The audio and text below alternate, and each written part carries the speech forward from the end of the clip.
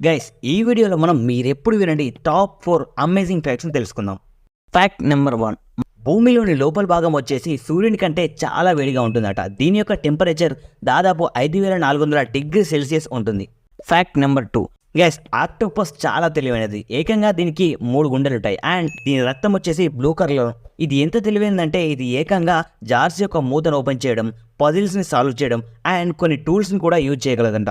Fact number 3, guys ఈ ప్రపంచంలోనే అత్యంత వేగమైన పక్షి వచ్చేసి పెరెగ్రిన్ ఫాల్కన్. ఇది వేటాడేటప్పుడు ఏకంగా గంటకు 386 కిలోమీటర్లతో ప్రయాణిస్తుంది.